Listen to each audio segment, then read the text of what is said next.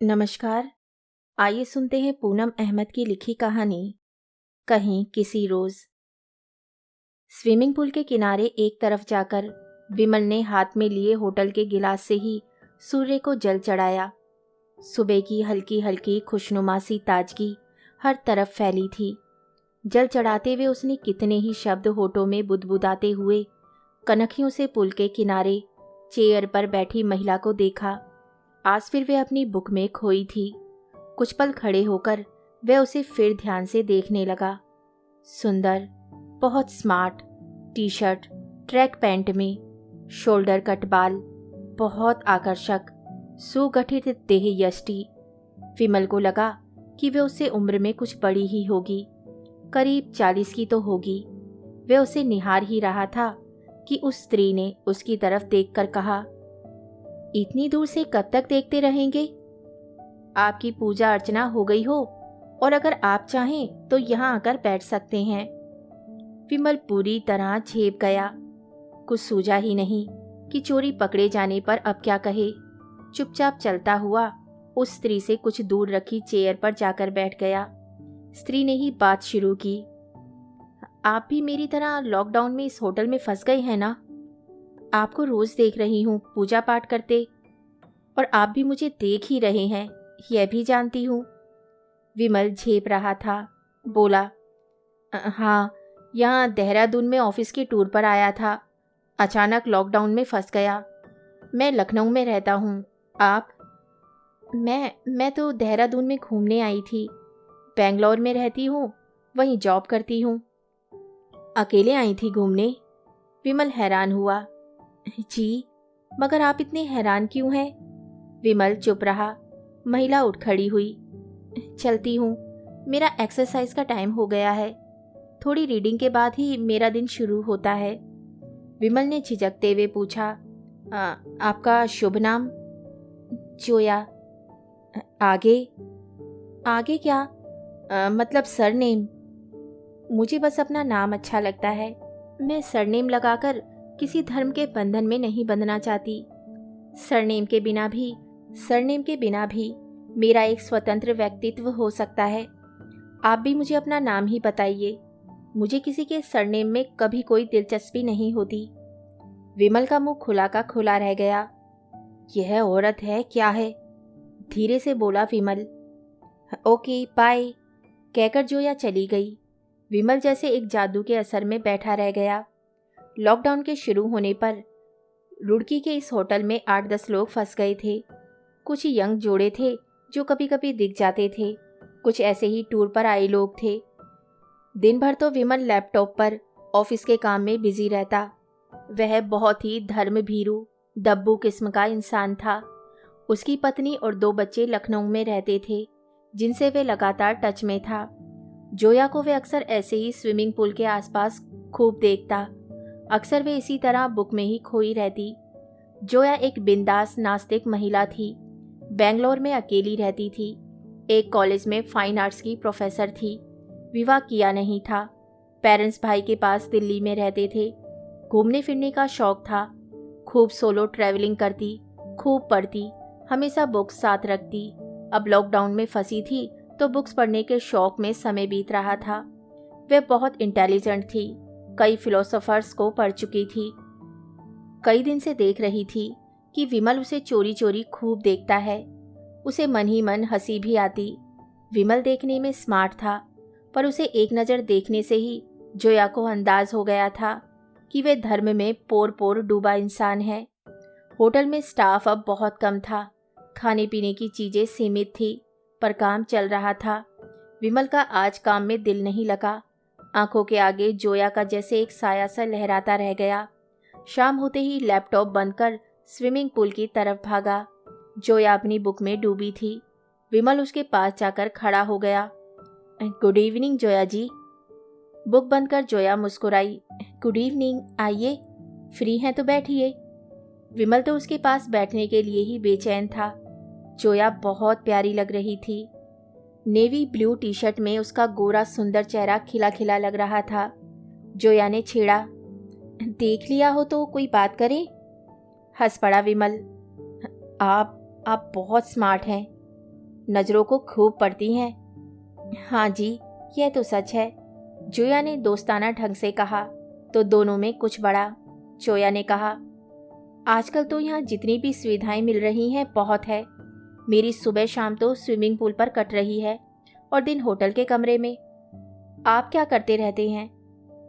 Office का काम काफ़ी रहता है, बस टाइम बीत जाता है, जोया ने पूछा। और आपकी फैमिली में कौन कौन है? विमल ने बताकर उससे भी पूछा। जोया ने जब बताया कि वह अविवाहित है, विमल बहुत हैरानी से उसका मुंह देखता रह गया। जोया हंस पड़ी। आप बहुत हैरान होते हैं बात बात पर। विमल को अब तक जोया के जॉली नेचर का अंदाज़ा हो गया था। जोया ने फिर कहा, मैं आपकी लाइफ अपने तरीके से एंजॉय कर रही हूँ। पता नहीं लोग मेरी लाइफ पर हैरान ही होते रहते हैं। जैसे मैं जीती हूँ, मुझे उस पर गर्व है। आपको एक फैमिली की ज़रूरत महसूस नहीं होती? पेरेंट्स हैं, भाई है, बाकी पति, बच्चे जैसी चीज़ों की कभी कमी महसूस नहीं हुई। मैं तो यहाँ लॉकडाउन में फंसा होना भी एंजॉय कर रही हूँ। आपके पास पैसा हो तो आपको लाइफ ऐसे ही एंजॉय करनी चाहिए।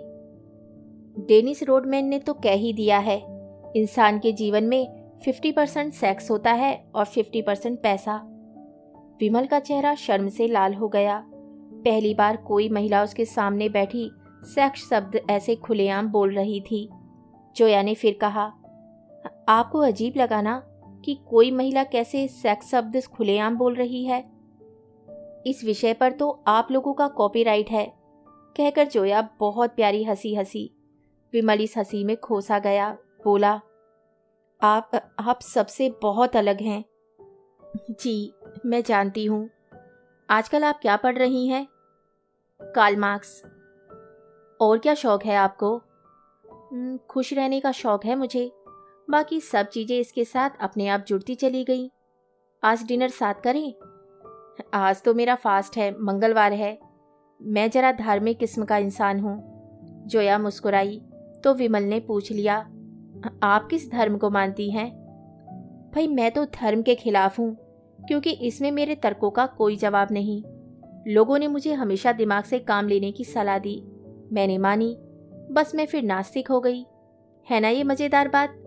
जब लोग मुझसे मेरा धर्म पूछते हैं, मैं कह देती हूँ नॉन डाइल्यूशनल। मैं तो यह मानता हूँ कि भगवान हर वस्तु में है और सबसे ऊपर भी है।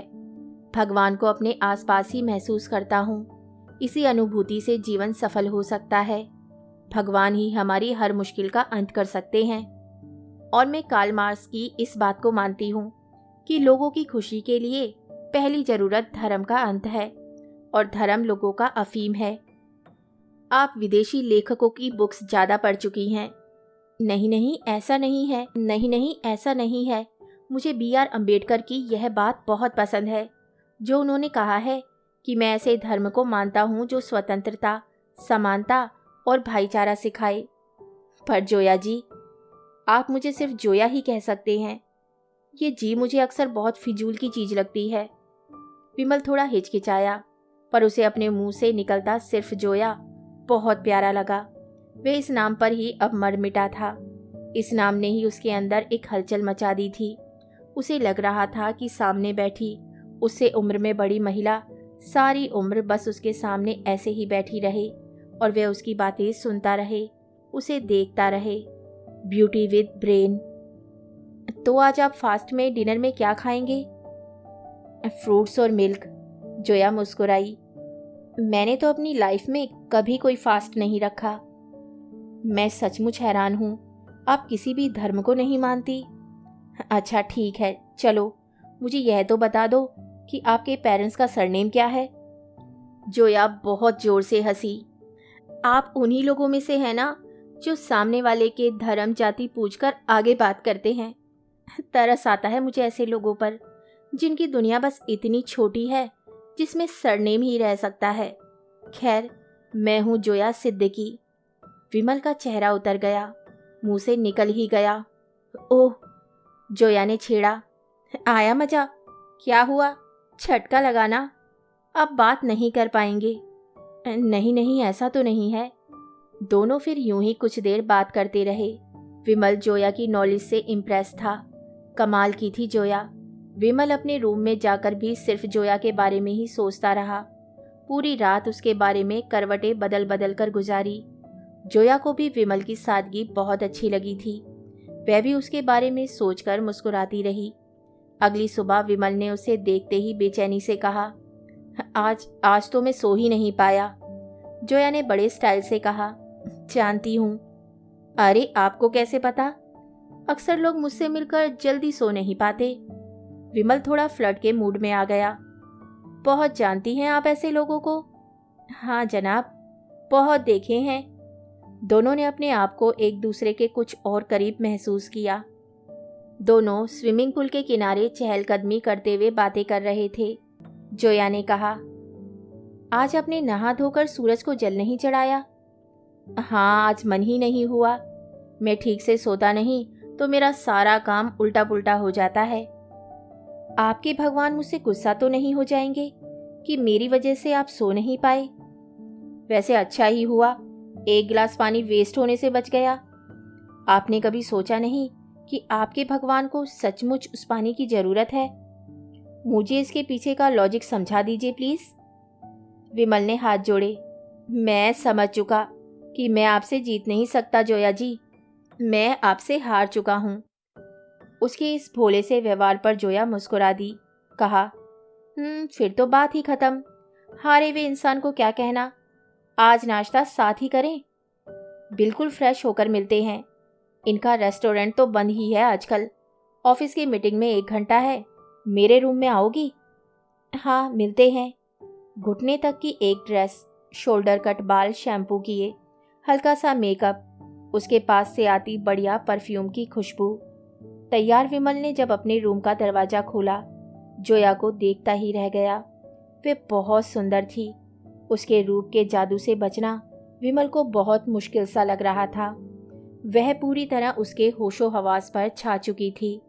विमल ने उसकी पसंद पूछकर नाश्ता ऑर्डर किया। वेटर स्टैचू सा चेहरा लिए चला गया तो जोया हंसी। आज तो इन लोगों को भी टाइम पास करने का हमारा टॉपिक मिल गया है।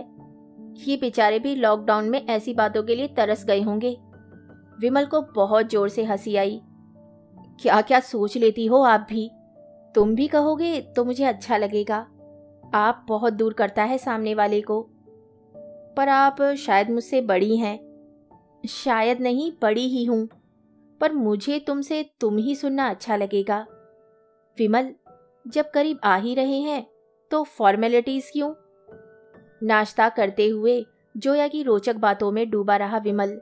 जोया बता रही थी, तुम्हें पता है, जब मैं यूरोप से अपनी आर्ट्स की पढ़ाई खत्म करके लौटी और वहाँ के न्यूज स्कल्पचर के बारे में स्टूडेंट को बताती, उन्हें पढ़ाती, उनके चेहरे शर्म से लाल हो जाते। मुझे बड़ा मजा आता। मैं बहुत जगह घूमी। तुम्हें पता है, डेनमार्क और स्वीडन में धार्मिक लोग सबसे कम है और वहाँ सबसे अच्छी शिक्षा है। अपराध ना के बराबर है। ईमानदार लोग हैं। जोया और विमल ने काफी अच्छे मूड में नाश्ता खत्म किया। जोया फिर उठ गई, बोली, अब तुम ऑफिस के काम करो, मैं चलती हूँ। विमल का मन ही नहीं कर रहा था कि जोया उसके पास से जाए, पर मजबूरी थी, एक मीटिंग थी। बोला, तुम क्या करती हो पूरा दिन होटल में जोया? आराम, बुक्स, एक्सरसाइज, कुछ फोन कॉल्स। फोन पर नेटफ्लिक्स भी देखती हूँ।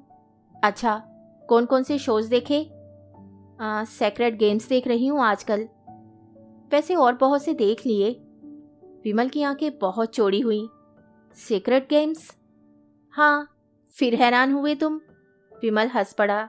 जोया चली गई। शाम को दोनों फिर बहुत देर स्विमिंग पूल के किनारे बैठे रहे। चाय भी साथ पी। जोया ने शरारती स्वर में कहा, आज डिनर मेरे रूम में? विमल ने हाँ में सर हिला दिया।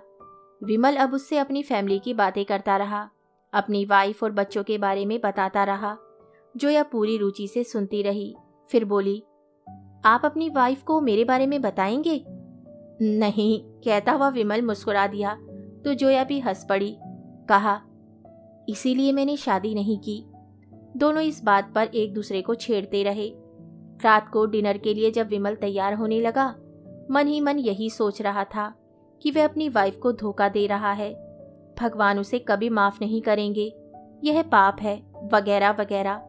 पर जब जोया की हसीन कंपनी याद आती, सब नैतिकता धरी की धरी रह जाती। जोया विमल के साथ समय बिताने के लिए उत्साहित थी। उसे विमल का स्वभाव सरल सहज लगा था। वह उससे खूब मजाक करने लगी थी। उसे अपनी बातों पर विमल का झेपना बहुत अच्छा लगता।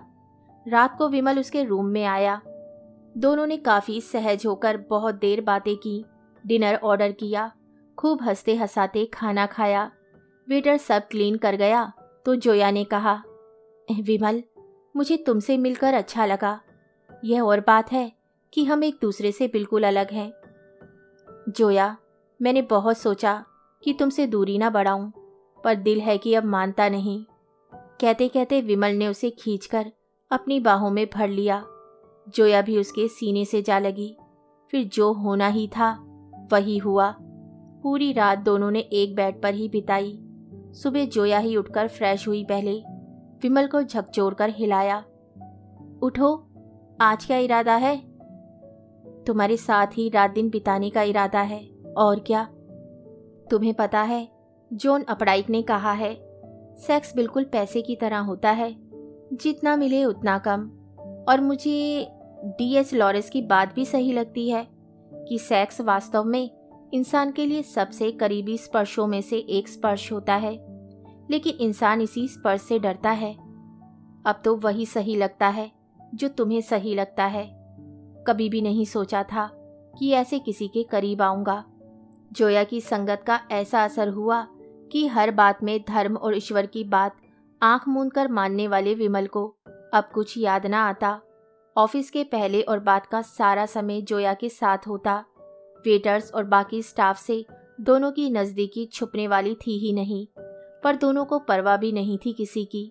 विमल पूरे का पूरा बदल रहा था। ना उसे सुबह जीवन भर का नियम सूरज पर जल चढ़ाना याद रहता, ना कोई फास्ट।